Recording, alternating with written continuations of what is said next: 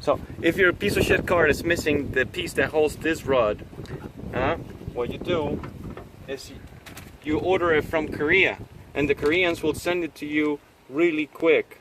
Okay, it got here like about 25 minutes after I order it. And they say the delay was because of the United States Postal Service. So they don't know what they're doing most of the time. This video would have been a lot shorter if I would have opened this a lot sooner beforehand. Look, the Koreans even send you this. You send them your car and they'll send you a pamphlet.